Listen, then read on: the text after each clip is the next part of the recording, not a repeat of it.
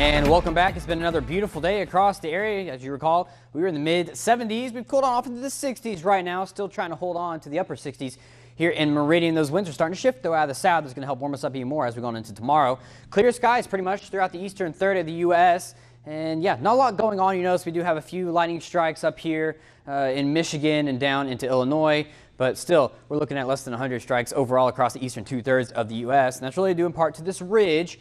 It's kind of moving in. You see right here this little hump. It's called a ridge in the atmosphere. And as it moves on off to the east, you notice we have what we call sinking air or subsiding air. And that air likes to compress, dry out. And that's why we don't have any clouds across our region. We will get a few of these clouds moving on in throughout tomorrow. Really not going to impact our temperatures too much as we're going to get warmer than we were today. We're talking 45 degrees for tonight's forecast. Mainly clear. Those winds out of the southeast. A few miles per hour. High pressure is going to be moving on off to the Carolinas. And those southerly winds are going to return. They bring back some moisture. So unfortunately, when a cold front rolls through this weekend, that moisture is going to give us enough instability along with this cold front to have some showers and thunderstorms. Right now, it's not looking like we're going to have a lot of severe thunderstorms. Hail would be the main threat as well as some damaging wind. Tornado threat is looking pretty low at this point, although a lot can change. As we know, it's springtime, so 24 hours can change a lot. So we'll have more for that for tomorrow. And we're talking tomorrow's highs. Look at that. Winds out of the southeast, 5-10 miles per hour, mid to upper 70s. It's going to be beautiful outside this weekend. If you recall from yesterday, there was a little spinning cyclone on off the west coast or area of low pressure. That's going to kind of degrade, get caught up in this trough from the north.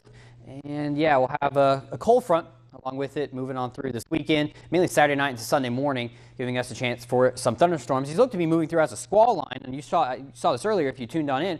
But we're going to talk about what's an outflow boundary. It's also known as a gust front. What you have is a dissipating storm. What happens is that rain-cooled air gets pushed on out by the storm and creates an outflow boundary. You still have warm, moist air ahead of it. So if this is the cold front, you have northerly winds behind it, southerly winds ahead of it.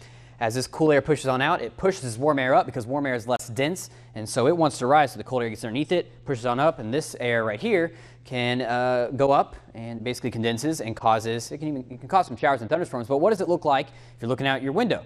I actually have a picture from whenever I was in college. This right here is a gust front, lightning behind it, and this pushes on through.